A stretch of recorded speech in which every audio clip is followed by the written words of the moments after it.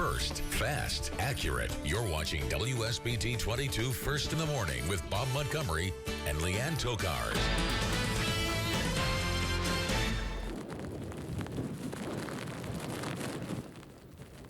Wow, really tells the story. New video overnight from Northeast Indiana. Strong winds, whiteout conditions. And it's a similar story closer to home. This is a live look from Marshall County right now, where a travel warning has been declared. Heavy snow overnight, power outages, dangerous conditions throughout our area. You're waking up to a first alert weather day. WSBT 22 has your team coverage. Yeah, we have crews throughout the entire area watching the roads to keep you safe. Alex Elich is in Marshall County, Suzanne Spencer is in South Bend, and meteorologist Ed Russo is in Berrien County. We will be checking in with all of them throughout the course of this newscast, but first we need to start with WSBT 22 meteorologist Carrie Peugeot. Good morning. Yes, we do declare this a first alert weather day because this is still day 2 that you really need to pay attention if you have to travel. And if you're up this morning, you may have to pay attention to the long list of delays and closings. It's not just regular schools. There are a lot more things in there as well. So you can check that online at WSBT.com. Today, we're still talking snow showers and new snow falling right now. Another 1 to 3 inches during the morning hours on top of already those slushy, slick roads that we've had. We've had a lot of snow totals between that 7 and 10-inch range, but we've even had some reports of over a foot of snow, and we're still adding to that. Now this afternoon, there's a little bit better conditions happening later this afternoon. The snow will start to taper off. I mean, we're still not going to have great travel conditions by then, but the snow will get a little bit lighter, and then by the time we get into tonight, we're just talking a few flurries with no additional accumulation. But right now, this is the 1 to 3 that we're still going to add. This is the back far western edge of the system snow, and the system snow is still falling in LaPorte and St. Joe County. In Elkhart County, you can see these darker blue areas, really county-wide. And in LaGrange County, LaGrange had reports of about 7.5 inches of snow. Orland, right there on the LaGrange and Steuben County line, had about 6 inches of snow, and you're still getting that to fall on the roads. A lot of the roads there, especially these east-west roads, are going to drift out when you get in more rural areas away from any buildings. That's where you're going to see that. Berrien and Cass County, depends on where your location, but I just got a report this morning from Buchanan area of 10 inches of snow, and it's still snowing. So obviously that's going to mean slow driving conditions as we're adding to that. I also want to show you here, temperatures generally are right around 32, but like in South Bend, it's dropped 1 degree down to 31. 1 degree really makes a difference, believe it or not, from seeing very wet, slushy snow, which we all have, to seeing just a little of that freeze into some places of ice. So that's something to look out for. Here's a look at the forecast for the rest of today. 100% snow this morning. It's snowing now. That will drop drastically by the afternoon down to just a 20%, but we will stay in these low 30s. Coming up, we'll talk about at least some breaks in these snow showers so that we can clean up, and I'll have more on that in a few minutes. All right, Carrie, thank you. WSBT 22 Suzanne Spencer continues our team coverage. She joins us live from St. Joseph County. Good morning, Suzanne. Good morning, guys. Hey, we just heard word that US 20 right outside of South Bend, there's a backup there because a plow is stuck. We don't know much more than that at this point, other than that's causing a bit of a traffic backup. We'll continue to stay on that for you, but we do know that there are about 25 plow trucks out across South Bend right now plowing all of the roads. Now here at 31 in the bypass, conditions a little bit less than ideal. Drivers are telling us visibility is not so great and lots of slush still on the roads. Now this is the type of snow that we're talking about here. You've heard us talk about this for the past day or so, this really thick type of real dense snow. This is the kind of stuff that's going to be difficult to get off your windshields this morning. Now, we also wanted to check in with the latest road conditions for you. In St. Joseph County and Elkhart County, really nothing other than just some slide-offs again, besides that plow truck that is stuck that we mentioned. Again, that's just right on US 20 outside of South Bend. We also checked in with LaPorte County, who had told us that they've got some county roads that are pretty much impassable at this point, so they're working to get through a lot of those areas. We also checked in with the toll road. We know there they've got some semis in some ditches that they're going to pretty much have to wait for all this snow before being able to remove those. We've got a live update for you coming up in about a half hour.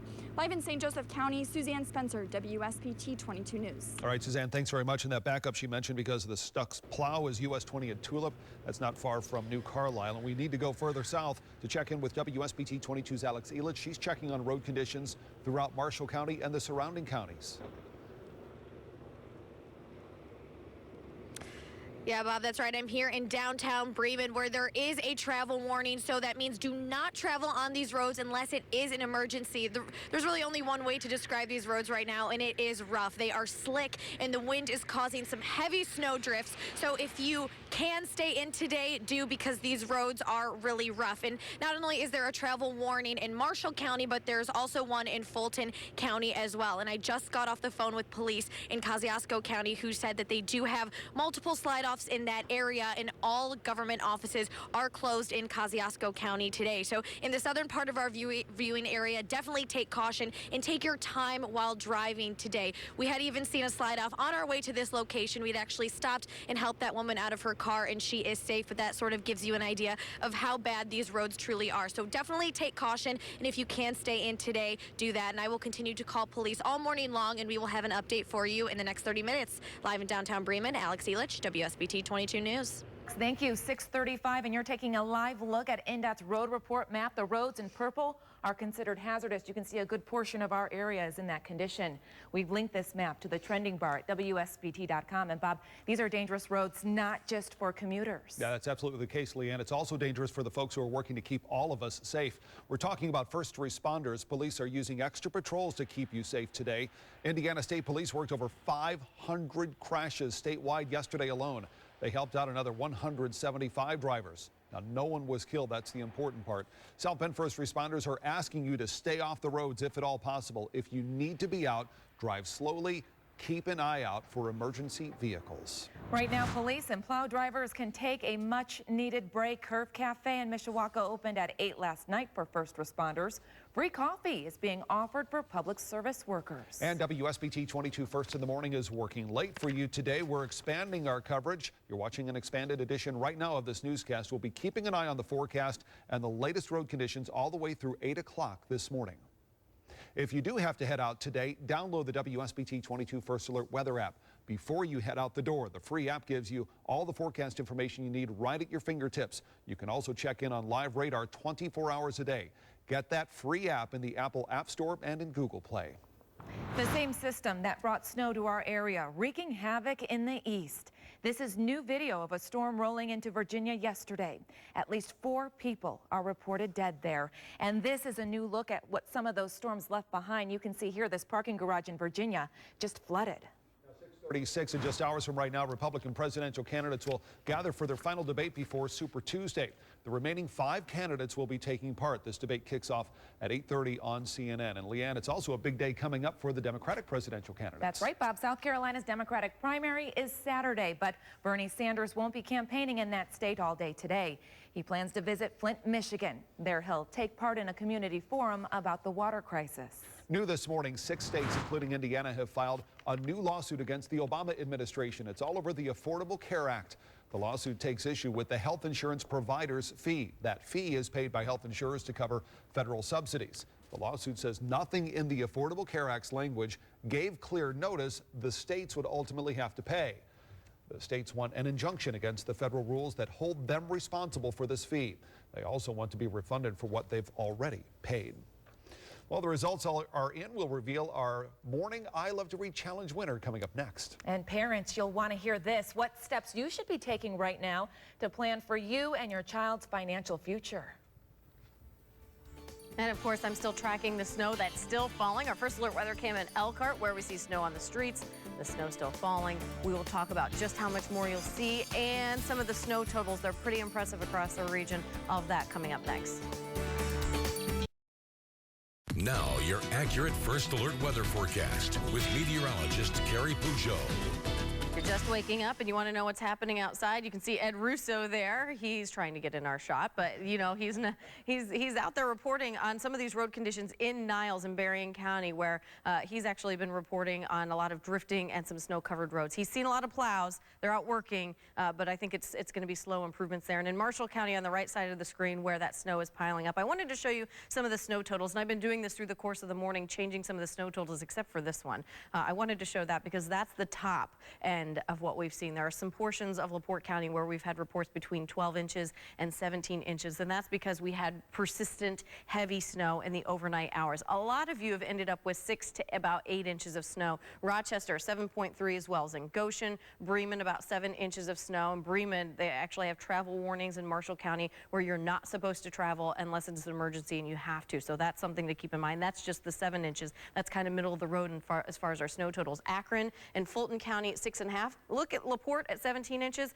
Michigan City along the lakeshore only 6.5. A big variance there through parts of the county depending on location. In Marcellus and Michigan, we've had reports in Buchanan of 10 and some areas of Berrien County around 6 or 7, and in Marcellus and Cass County we have about 4.5 inches of snow. Winds were a big factor yesterday because that prompted the blizzard warning with all of the conditions that we had. The winds are certainly a little bit calmer this morning, but they're not calm. It's just a little bit better. But most important here, we still have gusts at 30 miles an hour in Benton Harbor, and this arrow shows the wind direction out of the northwest. What that means for us this morning is that we are seeing blowing and drifting on those east-west roads, like the toll road, like 20, like US 6, like 12 in Berrien and Cass County. As those winds are coming out of the northwest, the snow is still falling, and that's drifting the snow over those east-west roads the most. You may see drifts on some of the north-south roads as well, a little bit, but it's more prevalent on those east-west roads. Dark blue areas, LaPorte County, where we've had some of those high snow totals around LaPorte, the city.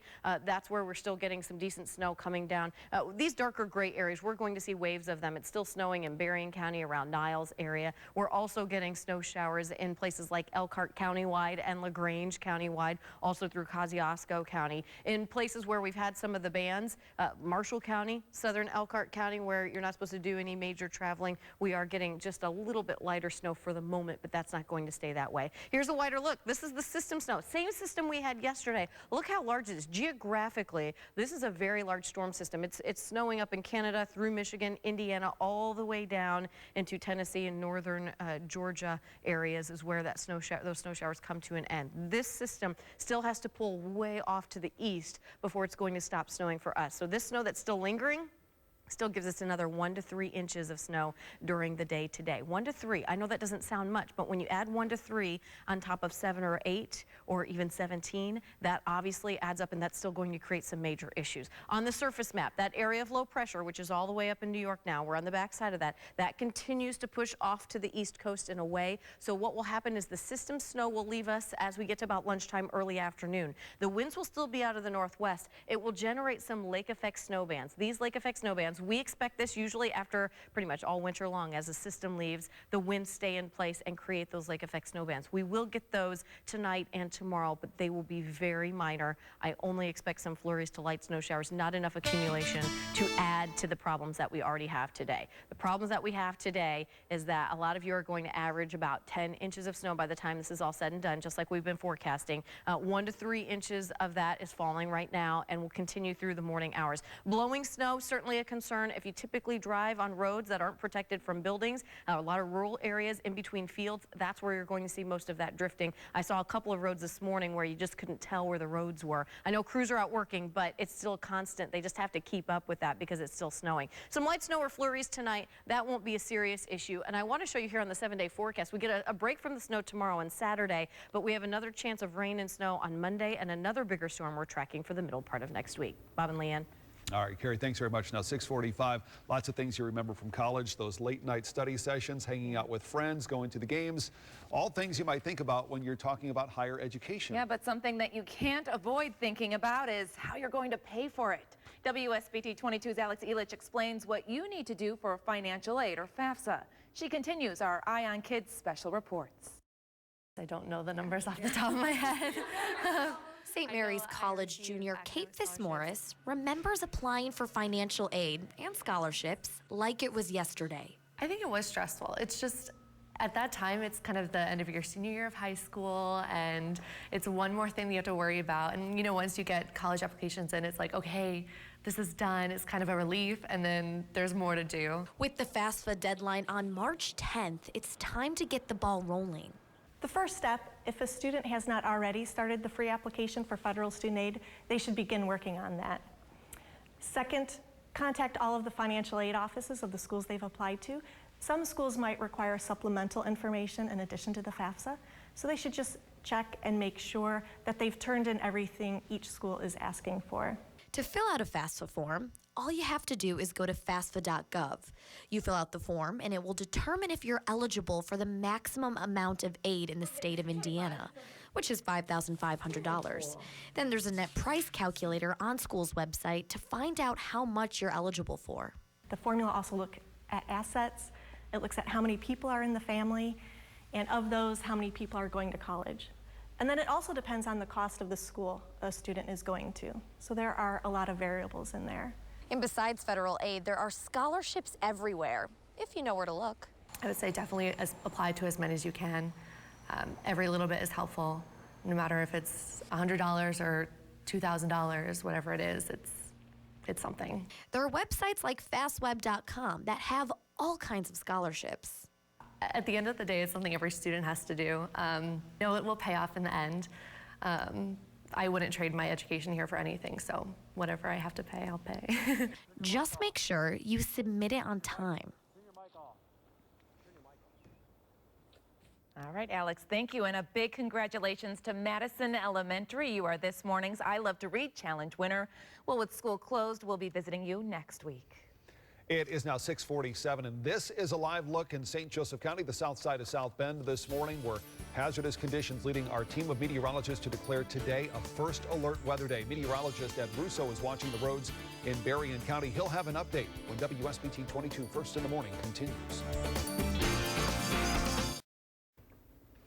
Now 6:50, and this is what you're waking up to if you live in Marshall County this morning. Look at that snow falling Yeah, down. snow falling sideways there in Marshall County. It's a first alert weather day, and we have crews throughout the entire area bringing you updates on the roads. WSBT 22's Ed Russo is in Berrien County this morning, and he joins us live with an update. Ed. Hey guys, yeah, we've moved a little bit. We're now on Main Street in Niles, and still snowing, still sticking to everything. It's the heavy, wet snow.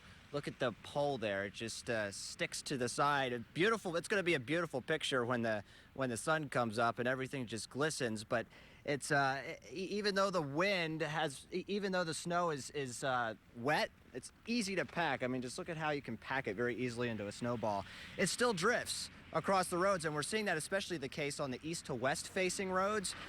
This is Main Street in Niles, and notice the plows have come through, and notice the median, which is now just a bunch of snow, has fallen. That's what's basically fallen overnight. So there has been quite a bit of accumulation across Berrien and Cass County. And I talked to the Berrien County Sheriff, and he was telling me that there are plenty of people in rural locations actually getting stuck in drifts. Redfield Road, another big spot in Cass and Berrien County, where we've seen slide-offs. And I moments ago talked to Berrien County Dispatch, and they told me that there's basically accidents everywhere, not big ones, but a lot of slide-offs to be reported. So you just got to allow extra time and take it easy and stay off the roads if you can, but I know a lot of people are going to be heading to work this morning. Live in Berrien County, I'm WSBT 22 First Alert Meteorologist Ed Russo. Ed, thank you. And for the latest forecast, let's send it over to WSBT 22 meteorologist Carrie Peugeot. Good morning, yes. And Ed was outside talking about this heavy, wet snow. It's the very heavy, slushy snow. It really packs, and we use this to make snowballs and snowmen when we're just playing. But unfortunately, it packs down when cars travel on it. It makes it really wet and slick. And in some cases this morning, we're just a degree below freezing, and it's also becoming icy. So keep that in mind if you do have to travel. I want to tell you that we do have some promising news here in the forecast. This is Futurecast. We still have the system snow falling this morning. You saw it coming down in Ed's live shot. We have it falling pretty heavily in some of our portions in Indiana. But between now and 10 o'clock, it will stay pretty steady snowing. Once we get to about 1 to 3 o'clock this afternoon, the system snow will start to move into Ohio. And that's when we start to see the snow showers relax a little bit. So 3 o'clock this afternoon, we'll start to see that die down. However, you know what lake effect snow means, and with the winds out of the northwest blowing across Lake Michigan, we will see some lake effect snow bands start to set up overnight tonight. The good news with those, though, I don't expect them to be very impressive. So some light snow and some flurries, but not a lot of accumulation. I don't expect any accumulation overnight tonight. What I expect during the day today, in addition to what you already have on the ground, which many of you already have, 7 to 10 inches, we have some higher amounts, and I'll have kind of a rundown of that list of snow totals coming up in about 10 minutes, but we have another 1 to 3 inches during the day today on top of what you already have. Here in that 7-day forecast, the snow showers this morning 100%. It's snowing now. That will drop to about a 20% chance by 5 o'clock this afternoon, and then notice no chances of snow for Friday and Saturday other than early Friday morning with a couple of flurries. Our next chance after this round will be Sunday night into Monday, and it looks like we get a couple of chances of rain and snow as we get into next week. Let's take another live look outside. We're going to have another live update on the streets and the conditions. This is South Bend from our First Alert Weather Cam from St. Joseph Health Systems, and we'll have a couple more updates coming up in just a few minutes. McDonald's is proud to sponsor Sketch the Sky on WSBT. It is 6:56 and all morning long. We've been keeping an eye on the roads for you, and that coverage continues. This is a live look in Marshall counties. Now, Marshall County and Fulton County, both under a travel warning this morning, meaning only emergency vehicles should be on those roads. And in St. Joseph County this morning, this is a live look at what you're seeing. Same sort of picture. Very slick roads. The snow continues to fall. We have several of the major school districts in St. Joseph County closed today. South Bend, Mishawaka, PHM, all closed for the day today. The same story in Berrien County. Take a live look at what you can expect there. Heavy, wet snow falling, drifting. Those roads are covered. Look at that. If you're heading out, make sure you take extra time. And our special extended coverage of this First Alert Weather Day continues. We'll be on the air until 8 o'clock. We'll be seeing you back here in about 2 minutes. We are breaking into programming to update you on the breaking news that we have been following most of the day today. 2 Berrien County bailiffs are dead after a shooting at the courthouse in St. Joseph. Now, the suspect also died. Let's listen in to Sheriff Paul Bailey. In that fight, that inmate was able to get the deputy's gun away and then shoot the deputy and then move out from that area and kill the 2 bailiffs. And then was later taken down by 2 other bailiffs that responded to the area after the shooting. And now I'm going to give the names of the deceased, who were my close friends. The 2 court officers were Joe Zangaro, who was 61 years of age, and Ron Kinzel, who was 63 years of age. Joe Zangaro was the head of the courthouse security and has been employed with the Berrien County Trial Court since 2004. Joe retired from the Michigan State Police as post commander of the Bridgman Post. Ron Kinzel was a bailiff and has been employed by the Berrien County Trial Court since 2005. He retired as a sergeant from the Benton Charter Township Department after serving in the U.S. Army. Both of these officers were well respected by their peers. Deputy James Atterbury is 41 years old. He has worked at the Sheriff's Department since 1998 and is in intensive care now, but doing fine. He has just recently been taken out of surgery from his injuries to his arm. There is a citizen, and we're not releasing her name at this time, received injuries to her arm, and we will release her name at a later time after we know all, once the investigation is finished. First, fast, accurate with Jennifer Copeland and Rick Schutt. You're watching WSBT 22 News at 5. We are following 2 breaking news stories right now. One out of Notre Dame involving a lawsuit. The other is in Berrien County, where there's been a deadly shooting at the county courthouse. This all started around 2:30 this afternoon in St. Joseph. And at this hour, we know 3 people have died. WSBT 22's Caitlin Connon has been live on the scene all afternoon. Caitlin, it's still a very active scene there right now. Yes, there's a lot going on. We're not exactly sure what happened inside of the courtroom, but there are a lot of people outside. Emergency personnel from all over the county have responded to the scene. State police, tribal police, even the DNR are here, and there's a helicopter hovering overhead. What we do know is that 2 bailiffs were killed. A sheriff's deputy was also injured, and he's being treated at Lakeland Hospital. He's in stable condition. There were other injuries, but Sheriff Paul Bailey isn't able to say how many. The shooter was shot and killed by officers. And obviously, this is a hard day for officers in Berrien County. I stand here with a heavy heart today, so we ask people to pray for the families of the deceased. Coming up at 6, Sheriff Bailey will be giving another press conference. He says he's going to keep us updated on all the information he gets as he gets it. All right, Caitlin, thanks very much. The suspect has been shot and killed. Now, that was Berrien County Sheriff Paul Bailey you just heard from, speaking a short time ago about the shootings at the Berrien County Courthouse. He confirmed 3 people were killed, 2 bailiffs, and the suspect. Another officer was also injured in this. We do know civilians were hurt in all of this as well. WSBT 22's Patrick Roth is also on the scene. What's going on there right now? What can you tell us? Jennifer, you can see it behind me. There's still actually a lot of police activity. There's a couple of sheriff's deputies in camouflage fatigues right behind me. And earlier, just a couple minutes ago, we saw a couple sheriff deputies walking in with evidence bags. The courthouse is still on lockdown, but we don't know whether or not there are people in there. They haven't told us that yet. They also don't know how much longer the courthouse is expected to be on lockdown. Although they did allow some people who are in the actual courtroom to leave there, sheltering at a church down the street. And that's caused a lot of concern for people who have had family in the courthouse. They do know their relatives are safe, but it was a very scary couple of minutes.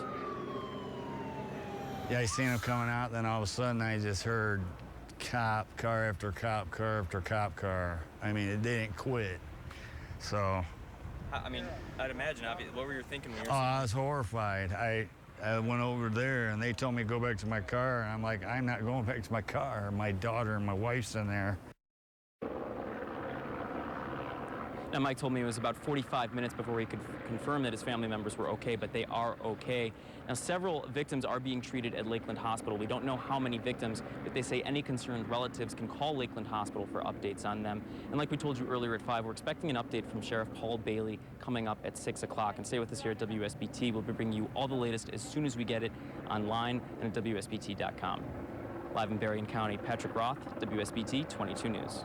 We are also getting reaction from leaders in Southwest Michigan. This statement in tonight from Republican Congressman Fred Upton, quote, "What occurred today in my hometown breaks my heart. My thoughts are with our entire community, our friends and neighbors. This tragic event reminds us all too well that our law enforcement officers have their lives on the line every day, not knowing what that day will bring. We have lost 2 very able public servants, and we all grieve for them and their families. As we learn more about this horrific situation, one thing is clear: we must do better to prevent these types of tragedies from occurring." And as more reaction comes in, and as we continue to learn more about what's happened in Berrien County, we will of course be bringing that to you live on the air and online. And as we just heard from Patrick Roth, we are expecting to learn much more, providing another live update for you coming to us from the police, and that'll be coming to us at the top of the hour at 6 o'clock, so stay tuned for continuing coverage on that. In March, a bunch of kids were allegedly caught vandalizing homes and cars here along Iowa Street, but were let go. That begged the question why, and now we're learning why that might not be such a simple answer. They were throwing rocks, and I thought, why are they throwing it up that high? But I realized they're trying to hit the satellite dish, and then there's the rock up there. 6 kids caught by police for allegedly breaking windshields, stealing on Iowa Street, were let go. Declined. Declined to detain, yes. And then it stuck with the officer at that point in time. So you could just imagine how many ripple effects that this does have, not just with the credibility of the officers, but with the neighbors and everything else. In March, we asked the Juvenile Justice Center why these kids were let go. We were told they have a points system and they didn't qualify for juvenile jail. So the police officers took the cuffs off on Iowa Street and let them go. The juveniles subsequently went back out, intimidated and threatened the people, and also ended up committing thefts, and they still were not detained. Here's how it works in St. Joe County. A kid commits an alleged crime. A police officer detains the kid on scene, calls an intake worker with the Juvenile Justice Center, who uses a point system to determine if the kid should be released or detained. Then the police officer has to let them go or bring them to the JJC. But that's where the problem lies, according to South Bend Police Chief Scott Ruskowski. The decision to detain or not lies at the intake portion, not out on the street with the police officer. If the officer has reasonable suspicion or probable cause to detain, then that's what they do, and then the decision to release or to keep is based on the intake officer at that time. Our WSBT 22 investigation uncovered a memo stating this practice could be against the law. A county legal representative says in part, quote, "No authority exists whereby an intake officer can order, by petulance or points, a law enforcement officer to terminate their otherwise lawful arrest." It goes on, quote, "Law enforcement officers can release a child on the child's own recognizance. Intake officers cannot do so, and their insistence that they can order police do so has no basis in law or fact." St. Joseph County Judge James Fox oversees probate court and procedures at the Juvenile Justice Center. My duty here isn't to usurp or expand anybody's authority. My duty is always to try and make the best determination of what's going to be best for this child, objectively and independently, on this child at this time. To assume that simply because a police officer somewhere determines that someone needs to be arrested, that they must sit in a county jail or juvenile detention center is a gross misreading of what the statute is. I have never found anything in Article 31 that talks about juvenile detention with any type of scoring matrix or number system in the code. Juvenile defense attorney Jason Chikowitz says that doesn't necessarily mean it's against the law. In order for something to be illegal or legal, does it have to be written in there? Does the use of a scoring matrix have to be written in the code? No, I don't think that a scoring matrix has to be written in the code to be used. I guess it just depends on how you're using it. So what is this point system? Some police tell us they're not even sure, but we know it's creating frustration for them and neighbors. It was terrifying because it was a big crack over here, then it was a big crack over, a boom over here. I caught across the bed, I got my phone, I called 911. The child, the juvenile, the neighborhood are all being threatened one way or another, or potential harm could come to any of the aforementioned, and nothing happens afterwards. That's a disservice to the community. Faith and religion, for some, they're the same. For others, quite different. All this week, WSBT 22 is exploring what faith looks like in our area. Now, WSBT 22's Patrick Roth is here. And Patrick, millennials are unlike any other generation when it comes to their approach to religion and faith. Yeah, Rick, according to a survey by Pew Research last year, no other generation is as skeptical of organized religion as millennials. But that's not to say they don't believe in anything. Like a lot of churches, Sunday morning is a busy day at Trinity United Methodist Church in Plymouth. A lot of people of all ages are in the pews. But a close look shows that one group isn't represented as others. Young people, specifically millennials.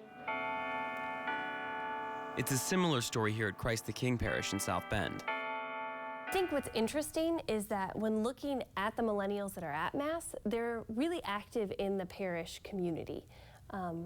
I think part of that is there's not a cultural obligation to feel that they have to come to Mass. A similar story is playing out at churches all across the country. Pew Research shows that less than 30% of millennials go to church on a weekly basis. That's less than baby boomers and even Generation X. But that's not to say that millennials aren't necessarily spiritual or aren't looking for answers. I would say, unlike other generations, it's been my experience, they're much more unsettled if they can't live out what they're thinking about. So ideas are only real and justified if they have some sort of purpose in everyday life. One of the major differences is where millennials find that sense of purpose. More than 80% of millennials say they believe in God, which is about the same as previous generations. But the major difference is in how millennials view organized religion. Fewer than 45% of millennials say religion is important in their daily lives. We've seen the culture wars that the institutional church has been very involved in culture wars, political fighting, and sometimes Jesus is identified as a certain political party, and that really turns millennials off. They're not interested in those sorts of things. In a general sense, I think religion has gotten a bad name. People are fine being spiritual, but religion is, as a term, has become something that people don't necessarily want to readily associate themselves with. While a majority of millennials are at least skeptical of organized religion, that doesn't mean they view it as something that's inherently bad either. One of the unique things about a church, whether it's a Methodist one or really any kind of faith community, is it's supposed to be a community that brings all kinds of different people together. I think there's a lot of promise there.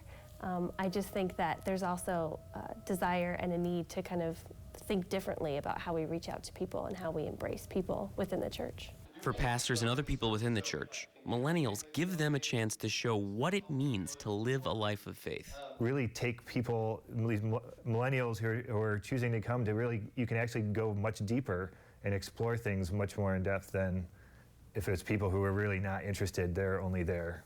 One of the things I love about the millennials is they hold our feet to the fire and they say, hey, you say this, but are you going to live it out? And so I actually love that about millennials, and I think it's a very positive thing for the church that they really encourage us to live out what we say we believe.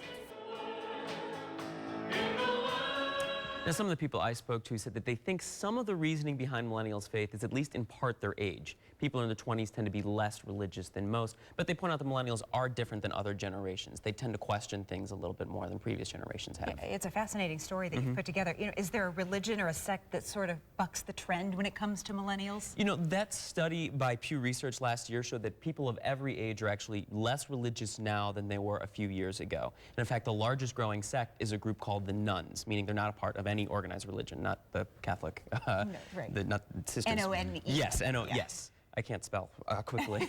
And as we heard in your piece, also, it's the fact that a lot of millennials think it's political, that religion is political. And it's interesting to see the sort of dynamic that's going out there. But really, that the Nuns is the fastest growing thing, and that's something that actually WSBT 22 Suzanne Spencer has been looking into, and she'll be reporting on that later this week. Yeah. Perfect. All right, Patrick. looking forward to that. Thanks. Thank you. Going to church without leaving the house. Now, people are turning their living rooms into a worship space. They are. WSBT 22's Diane Daniels continues our week-long focus on how more of your neighbors are finding faith. It says in the Bible that where 2 or 3 gather in my name, there am I with them. Fans of home church worship say that is the model upon which their movement is founded.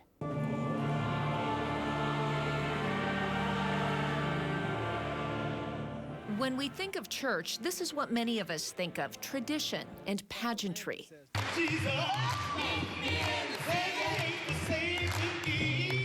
Or the enthusiasm of an organized choir. Let it shine, let it shine. Or perhaps a highly produced gospel rock number at a large venue like Granger Community Church. That's right. I was like, you look so familiar. Welcome to the start of home church. 7 people in Bremen gathering round the kitchen to satisfy their hunger. We just pray, Lord, that everything that we say and do is honoring to you. And then they satisfy their souls. Sitting around this room on a Wednesday night, this is church for most of these people. No pastor, no pews, but plenty of prayer. We just like the homey feel of meeting together in a home, and it also makes you more responsible for your walk with God, because you're not relying just on a pastor.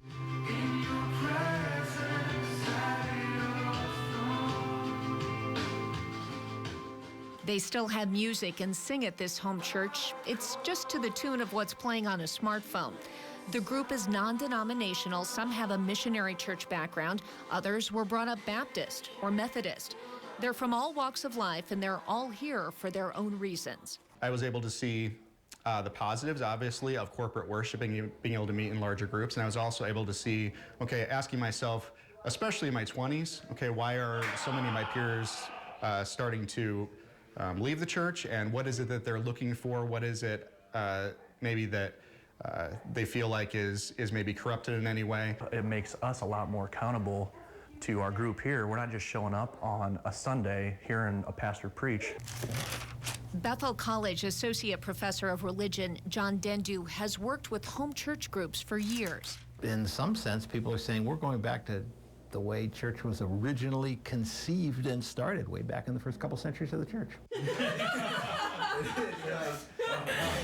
Now preach to church. And there's no need to worry about laughing out loud at this church service. I think what's cool about this is that God can meet us anywhere, and you don't have to be in a church or sitting in a pew to hear God's voice and to be ministered to. So I think that's a big thing in home church is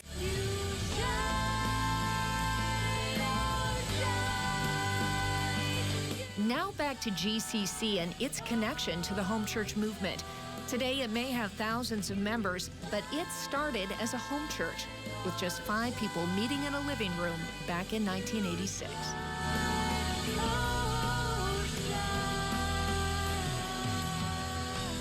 Some estimates put the number of home churches in the U.S. in the tens of thousands. And as our religious landscape continues to change and become less traditional, it's a movement most agree is here to stay. Diane Daniels, WSBT 22 News. People who say that they're done with religion, they're called nuns and duns. Yeah, we're talking about N-O-N-E-S. WSBT 22's Suzanne Spencer is here. And Suzanne, this is a rapidly growing group of people. There are more nuns than Catholics or evangelical Protestants in the country, 2 religions that are dropping in numbers. Now, according to a recent Pew study, 36 million people identify as religiously unaffiliated. That was in 2007. That number jumped to more than 55 million people in 2014. Many of those people call themselves nuns. Now, that's more than 20% of the American population and counting. The beat, the sound, the strokes. The Sucker Punch Band is known for their tunes. It's just the rhythm, the groove. It's syncing up with 4 other human beings. But guitarist Kevin Chodzinski strums his own tune. His band practices at a Berrien County church, but you won't find Kevin Chodzinski anywhere near religion. Are you a nun or are you a dun? What do you identify with? I'm both, actually. I'm a nun and a dun.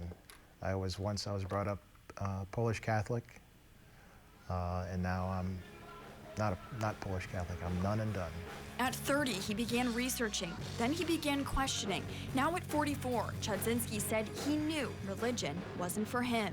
I was probably for 2 or 3 years feeling that way, but not willing to tell anybody, just because I know the stigma attached to it. He's one of 19 million Americans who identify as a nun. That's what Notre Dame political science professor Jeff Lehman is on sabbatical studying. What are nuns? There's a pretty wide variation in the kind of people who might be part of that group. In a Pew Research study, a nun can be an atheist, an agnostic, religious, or unreligious. It could be those who identify as nothing in particular, or even that religion is somewhat important to them. Lehman says nuns are known for moving in and out of being a nun. Who here, before you were coming to Vineyard, would have considered yourself either a nun or a dun? But finding that nun population is what the Vineyard Church in Mishawaka is trying to do. Did you identify as a nun or dun? I was a dun, clearly a dun. 27-year-old Zach Lesh grew up Catholic. He said he felt he was never plugged in. The same for 22-year-old Boston Bays. Friends both brought them to the Vineyard. Sometimes you get really comfortable living like the way you are used to living, but you don't know how much more is like out there. For them, the out there was here, a church that has grown rapidly with those who have fallen away from other faiths. The key, relationships. That's probably the main reason I come to this church, is because I have made so many friends, and you really can get involved easily. But unlike Bays, many other people, age aside, aren't connecting with religion. From 2007 to 2014, the nun population grew across all generations in a Pew study. 2% of the silent generation, a 3% rise in the baby boomers, a 4% rise in Generation X, and the older millennial generation saw a 9% rise. All of those people identifying as atheist, agnostic, or nothing in particular. The congregation was established in 1905. But dealing with that drop in numbers is something Rabbi Karen Campanez at Temple Bethel is also dealing with, but their approach is different than the Vineyards. Judaism is not a proselytizing religion. In other words, we don't go out and seek members or people to join us. However, if people would like to join us, then they're certainly welcome. Because they don't actively seek members, Rabbi Campanez says they focus on maintaining the population that they do have. She says many of whom are aging.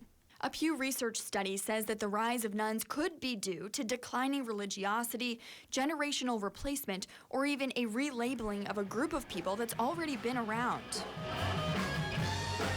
But the record that makes up Kevin Chudzinski's song isn't about being spiritual or a deity or an afterlife. What do you think people need to know about nuns and duns? We're just regular people that go to work, have kids, and enjoy music and arts and whatever else. There's nothing spooky about us. We're just not buying what they're selling. Religion or not, a decision each one of us has to make.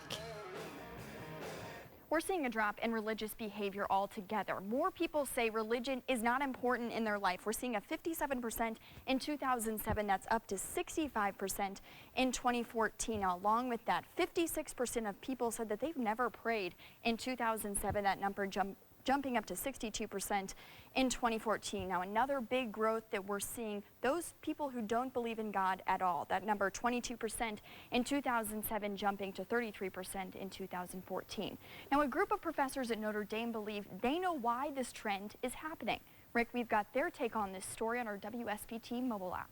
Suzanne, very interesting story. Thank you. In the current political season, there's a lot of talk about religion and what divides us. Now, some groups and individuals in our community are instead focusing on the similarities. Tonight, we continue our in-depth look at religion and finding faith. WSBT 22's Zach Crenshaw is here. And Zach, you talked with people who intentionally work with other religions. And they're the first to admit it's not something that always happens naturally. Oftentimes, we associate with people who are similar to us, which includes having the same religious beliefs. For some, though, understanding another person's faith teaches them a lot about themselves. Donald J. Trump is calling for a total and complete shutdown of Muslims entering the United States. There is no doubt that millions of people are suffering from the rise of radical Islamic terrorism. Christians are suffering, Jews are suffering. It's a common political message this campaign season, one that has become divisive. Opponents say it increases fear and rejection of certain religions, sometimes leading to action. This lady was talking about my God. She was saying he is there. Do not touch me! It's not a good feeling to hear sometimes what I hear on TV. Making minorities live in fear and in discomfort, to say the least. Both Syed Aftab and Imam Musa are Muslims. They're also on the board for a charity called Children of Abraham. Our mission is simply to provide relief to clinics and hospitals that treat the poorest of the poor at no charge. The volunteer-only group has shipped nearly $500 million worth of medical supplies all over the world. And they don't choose people based on religion, because they aren't worried about it themselves. So it's Protestant, Catholic, Muslim, and Jewish. Every 2 years, we switch the presidency between the church, the mosque, and the synagogue. We interviewed some of the charity's board at Grace United Methodist Church in South Bend, where co-founder David Schrader is the senior pastor. I asked them what effect working with and learning about other religions has on their own faith. Enriches you, confirms your belief. You come into more and more realization that the foundation is the same. There might be a little bit of interpretation difference, rituals could be different, but the foundations are the same. It enhances my Catholic faith. It deepens my faith by making me realize that there is something that calls to the heart of all people. The charity brings the board members together, but they admit this type of relationship doesn't usually happen naturally. This is one of few times when I interact with people from different faith and see they have the same concerns, same feelings, and same emotions as me. The interaction is called interfaith dialogue. The important reason for dialogue is also to affirm your own identity. Notre Dame professor Rashid Omar is an expert on the topic. And by me reaching out to you, I learn more about myself. Regardless of how someone prays, what they wear, or the name they call God, these board members say it's important to treat everyone with respect, focusing on similarities as much as differences. I want people to see that there is love and compassion and goodness in people regardless of their religious background. Interfaith or interreligious dialogue is not a luxury, it's not an optional, it's not an extra, it is an essential.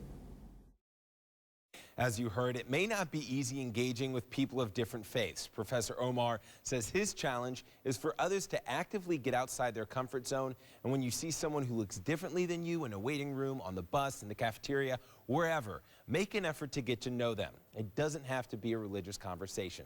Jennifer, just learning about someone, he says, is a step in the right direction. All right, Zach, thanks very much for that. It has close to 40 million listeners a week. Are you one of them? Yeah, in the final part of our Finding Faith series, WSBT 22's Danielle Kennedy explores Christian radio. Danielle, these stations are helping people find faith. They are, Jennifer, and in a variety of formats, everything from gospel to contemporary Christian. In northern Indiana and southwestern Michigan, Christian radio has its fans. DJs I spoke with say people are tuning in to find something more than just music. I don't know how your day began. Perhaps something has changed for you. With great music on the way, positive hit music, Pulse FM. When Kimberly Ann Bonds left her job DJing at a top 40 station. I've been in Christian radio for, I want to say, what, 27 years? And since I'm only 30, you know, that's saying a lot.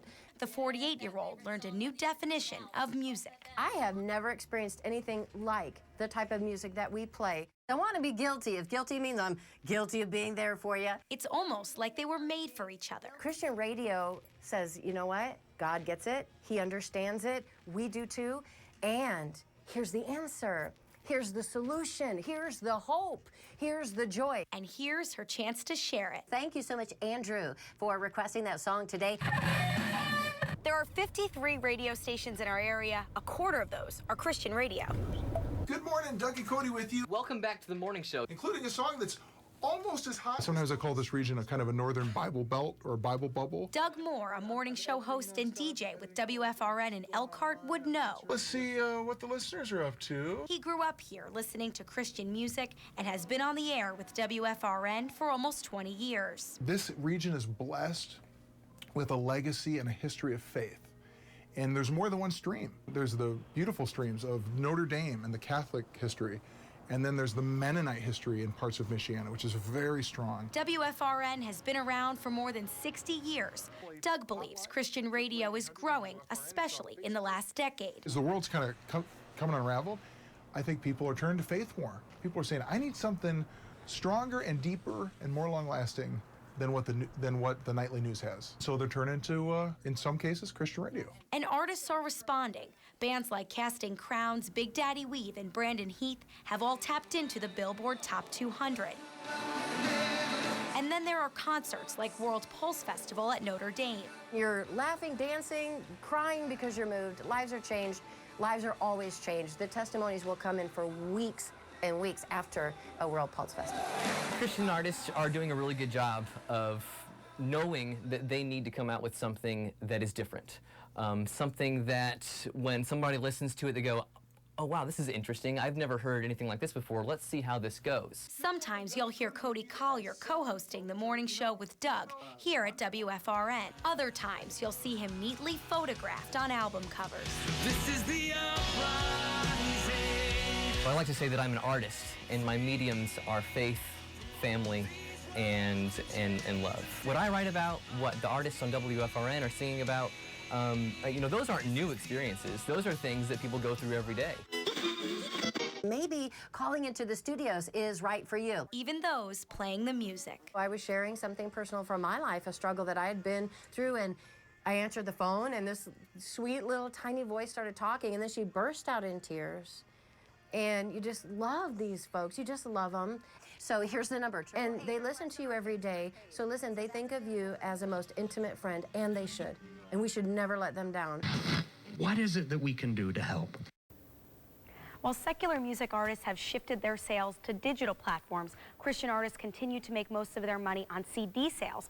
The Music Business Association says Christian and gospel music accounted for almost 7% of all music sales in 2014. Jennifer, that's more albums sold than Latin and jazz combined. Wow, Danielle, thanks very much. And if you missed any of our Finding Faith Week stories, you can watch them online Just head to our website, WSBT.com, and click on Finding Faith in the trending bar. It could be someone you know. Thousands of families in Michigan waiting right now for answers about unsolved crimes. New at 6, some cases have gone cold for decades. WSBT 22's Danielle Kennedy is here. Danielle, Michigan has more unsolved cases than just about every other state. It's also considered one of the most violent states in the Midwest, Jennifer. To help solve some of these crimes, prosecutors created a special cold case committee and recruited some extra help. Let's just see what you guys have come up with. Like an old game of Clue, 8 students looking into 5 cold cases. There is a group of documents that were acquired through a search warrant. Piece by piece, they're examining evidence, looking for clues. You want to go to the date that that search warrant was authorized? The person helping narrow in on the who, where, and how, Cass County Prosecutor Victor Fitz. When you have kids who are creative, who maybe haven't gotten into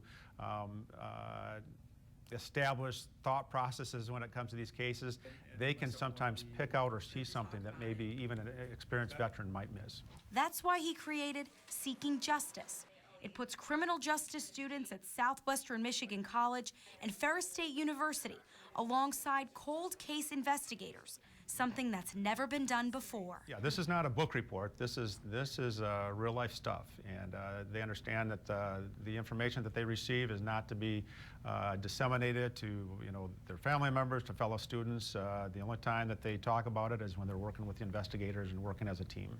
They've been through lots of interviews, passed background checks, and swore an oath. It's very empowering, especially to know that there's a family out there that doesn't know what happened to their loved one, and that we're playing an instrumental role in helping that come to a conclusion.